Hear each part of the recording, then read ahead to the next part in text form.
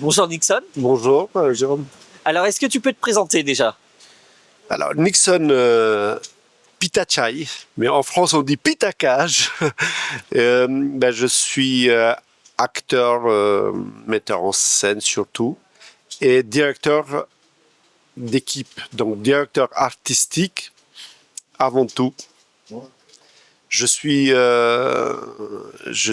né dans un pays qui n'existe plus, la Yougoslavie, l'ex-Yougoslavie. Je viens du Kosovo exactement, d'origine albanaise, français depuis quelque temps et fier de l'être. Voilà. Et ici, je suis en tant que directeur artistique des 3T Avignon, et qu'on va développer certainement parce que c'est pour ça on est là. Donc, les 3T à Avignon qui sont donc deux théâtres. C'est ça. Donc, il y a les Platanes, qui est situé. 7 rue Pasteur. Et on a donc 10e avenue. 10 avenue de la Triade. Mais on a un troisième lieu qui est à Caumont-sur-Durance, mais qui cette année, exceptionnellement, on ne le fait pas à Avignon, mais il sera ouvert à la rentrée. Et comment on arrive à devenir directeur de cet ensemble et pourquoi avoir choisi les 3T, enfin ces deux lieux?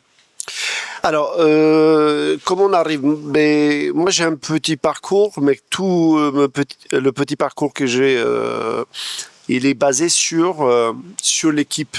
Voilà, je suis ce qu'on appelle un enfant de troupe d'abord, avant tout.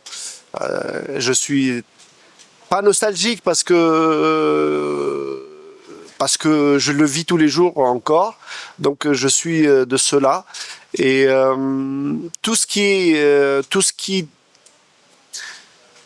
est basé sur l'équipe, ça m'attire parce que l'équipe, ça veut dire parler, mais écouter aussi les autres. Ça veut dire aussi partager avec les autres. Ça veut dire que vivre ensemble aussi. Donc, mes valeurs sont basées à cet endroit-là. Donc, c'est pour cette raison-là qu'on est venu me chercher.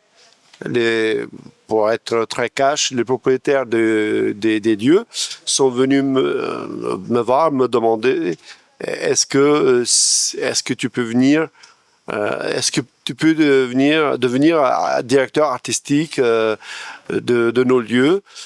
Il m'avait déjà demandé par le passé que j'avais pas le temps, j'étais pas suffisamment disponible pour ça. Et l'année dernière, quand on m'a demandé, j'ai accepté avec l'idée de construire un projet d'ensemble. C'est pour ça que ça s'appelle 3T tiré à chaque fois 10e avenue ou les Platanes ou Duranceau.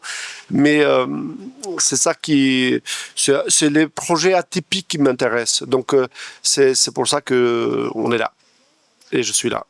Et donc la solidarité, j'ai l'impression que c'est très important. Est-ce que ça dirige la ligne artistique des 3T?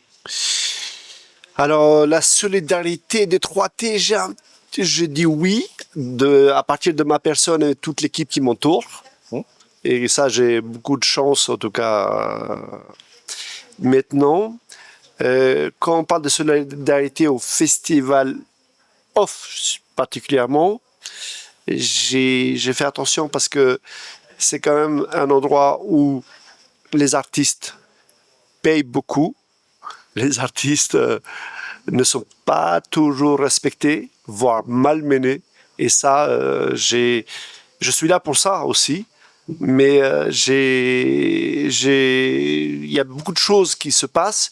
Effectivement, en tout cas, moi, mes valeurs, je l'utilise au maximum en faisant en sorte que il y a cette solidarité entre nous. J'ai énormément de chance, parce que je dis de chance, parce que on peut être malin, on peut être tout ce qu'on veut, mais il faut avoir un petit peu la chance aussi de tomber sur des équipes exceptionnelles. Jusqu'à présent, j'ai que de belles histoires avec les équipes que je les ai programmées ici. Et ça n'a pas de prix. Voilà.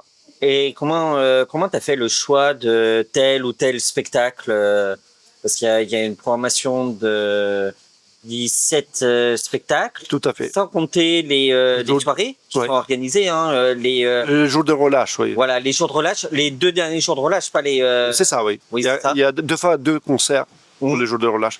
Alors, comment je les ai construits la programmation, je l'ai construit. Moi, autrefois, j'ai travaillé du côté d'AFC.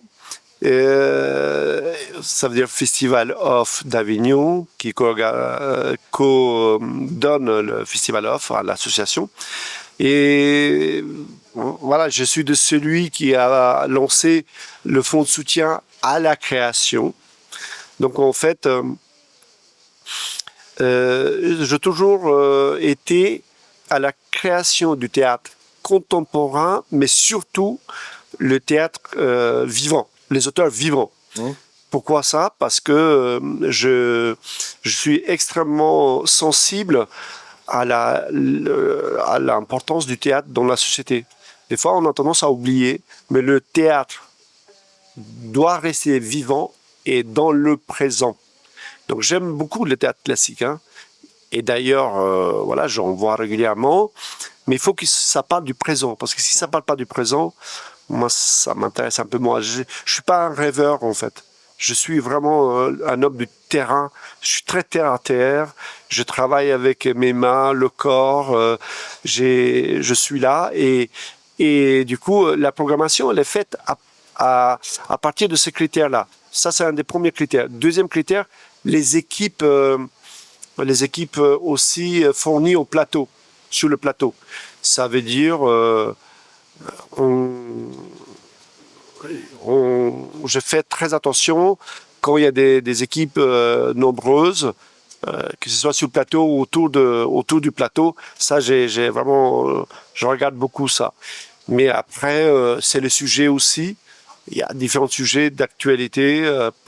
Et ça, c'est important, voilà, comme je disais au début. En parlant d'actualité, il y a aussi un spectacle qui est programmé au niveau du cyberharcèlement, Flashman. Tout à fait. Donc c'est vraiment dans ce sens-là où tu vois le. Oui, en plus, Flashman, c'est mes très proche parce que ma compagnie Libre d'Esprit, enfin la compagnie que j'ai co-dirige, coproduit ce spectacle. Donc, effectivement, c'est un spectacle qui parle beaucoup de ce problème qui est devenu très, très problématique pour notre société.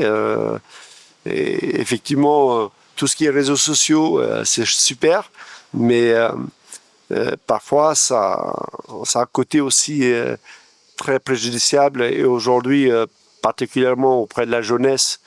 Mais si la jeunesse va mal, enfin voilà, auprès de la jeunesse, ça fait mal. Et si auprès de la jeunesse, si la jeunesse va mal, ben pour moi, tout va mal. Parce que les adultes ne peuvent pas y aller bien si la jeunesse va mal. Et donc, ça veut dire que toute la société qui trinque et qu'on est quelque part un tout peu aussi en souffrance de ce problème qui est vraiment présent et j'ai peur que ça nous a un peu trop échappé, c'est allé un peu trop loin. Je suis pas contre l'évolution, je suis pas un nostalgique du passé, mais on doit reconnaître qu'aujourd'hui ce problème-là, il est très présent dans nos vies et c'est pour ça que c'est bien qu'il y a des artistes qui s'emparent de ce problème et je suis là aussi pour être relayeur et offrir un espace pour pouvoir, espace de travail du public pour pouvoir justement en parler de ça, quoi, ensemble. Quand tu as quelqu'un qui part du théâtre, t'as envie qu'il ait ressenti quoi, qu'il ait retenu quoi des spectacles qu'il a vus, peu importe lesquels. Oui. Alors moi, en fait, ce que j'aime beaucoup, c'est, en tout cas, souvent on parle de message. Moi, j'ai pas de message à donner, en tout cas en tant qu'artiste, j'ai pas de message à donner. J'aime bien quand le théâtre pose des questions. Voilà, il pose des questions et on est là. Et après, c'est au public, selon son vécu, selon son parcours, selon son histoire, C'est à lui de voir si ça le touche ou pas, si ça l'interpelle ou pas. Moi, en tout cas, c'est ça qui m'intéresse. Après, j'aime bien quand il y a des propositions qu'on voyage, parce que c'est important aussi. Moi, le théâtre, en tout cas, en général, mais au théâtre en particulier, mais le spectacle vivant en général, j'aime bien qu'il nous fasse voyager. On peut raconter des histoires parfois même dures, mais c'est bien aussi quand ça voyage. On peut parler des prisons, prisonniers centrales, par exemple. C'est un sujet très, très important, très fort, de parler des prisonniers. Mais on peut voyager, donc on doit voyager. Et après, il y a d'autres spectacles un peu plus légers, en musique, qui parlent d'amour, qui parlent aussi, ils parlent aussi de nos histoires aussi complexes, qui est l'être humain, mais j'aime bien aussi qu'on voyage. Et voilà, j'aime pas qu'on sort avec un goût amer, etc. d'un spectacle. Donc c'est pour ça que je dis cette année, moi je suis très chanceux parce qu'on voyage avec les spectacles tout en posant, voilà, en mettant le point d'interrogation comme dans l'affiche au centre ou parfois la point d'exclamation au centre de la scène, quoi. Et qu'est-ce que tu dirais pour convaincre demain un spectateur de venir découvrir les spectacles des Platanes ou au 10e Avenue? Alors, je demande aux spectateurs juste de lire un petit peu le résumé, de voir un petit peu ce que le directeur artistique, comment il présente le projet, comment il a fait aussi le choix, s'intéresser aussi le parcours un petit peu des personnes et dans quel cadre font le spectacle. Moi, j'aime beaucoup quand les gens vont voir beaucoup de spectacles. Et notamment dans le off, on veut voir tout le temps des spectacles. Mais il faut faire attention. Il ne faut pas tomber dans la consommation. Il faut quand même faire des choix. Et parfois, prendre un petit peu 5 minutes de regarder même peut-être les visuels qui ne nous intéressent pas, etc. Regarder un petit peu, voir c'est quoi la ligne artistique. Ça peut faire en sorte que les spectateurs vont choisir de venir au 3T Avignon, au Platane ou au 10e Avenue. Parce que franchement, il y a du choix là. Ouais, 17 spectacles, rappelons-le. Alors, il y a une présentation qui est prévue, qui est La conférence de presse qui est le 4 juillet. À 16h30, ici même au Platane, 7 rue Pasteur, je redonne l'adresse. Et je dis ça parce qu'on a fait le 4 parce que, en fait, effectivement, le festival a commencé. Et on s'est dit, tiens, tout le monde a fait ses conférences de presse avant. Nous, on va le faire le premier jour. On va voir ce que ça donne. Parce qu'on va être en plein dedans et bon, il y aura aussi un petit verre d'amitié, tout ça. Alors, tous ceux qui ont envie de passer un petit moment et en tout cas d'écouter un petit peu plus, un peu plus longuement qu'ici, de quoi il s'agit, notamment sur les sujets des spectacles, soyez le bienvenu. Ça ne durera pas longtemps, mais en tout cas suffisamment pour pouvoir échanger et se faire un avis de quoi vont parler les spectacles et qu'est-ce qui nous attend une fois qu'on est dans la salle, sachant vous serez très surpris des propositions. Eh ben, merci bien, Nixon. Merci à toi.